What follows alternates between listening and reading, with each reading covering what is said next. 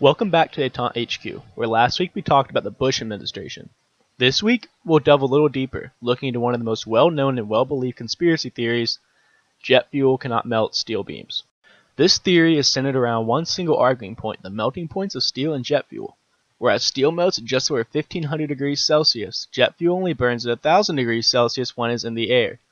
This leads many conspiracy theorists to think that 9/11 could not have happened because if the beams couldn't melt, then how could they fall? Well, it is in that I wish to show you this visual representation of what could happen when steel beams heat up. Before we start, I wish to let you know, and the maker of this video know, this video is explicitly commentative and research oriented in nature.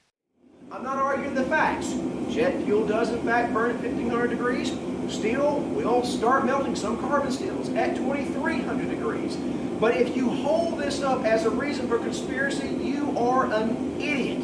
This is a piece of half-inch thick steel, A36 structural steel designed for structures. This is a 250-pound anvil. I'm going to put this steel in the back of this anvil, and I'm going to lift this 250-pound anvil with this bar of steel. Do you see how the structural steel is supporting this anvil? Okay, there.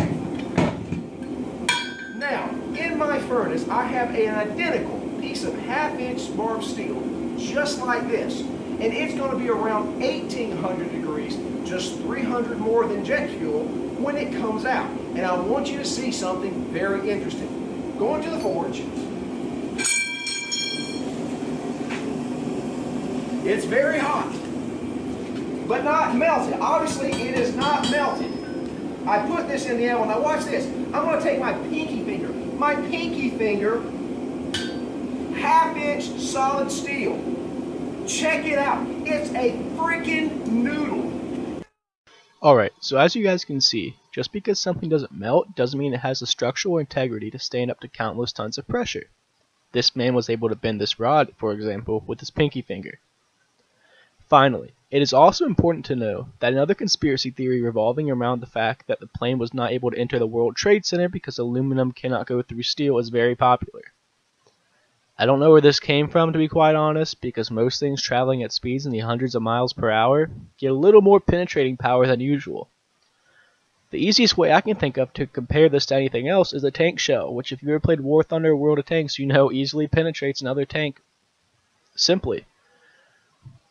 Which is weird because when you put steel against steel usually, or any metal against steel, and just bang it together, it doesn't go through. But when it's fired out of a gun going hundreds of miles an hour, it's going to go through a little bit easier. Both of these arguments are incredibly idiotic and should not and really cannot be taken seriously. So if you guys enjoyed this video, go ahead and drop a like down below and comment what we should do next week. Don't forget to subscribe, and I'll see you guys next Friday.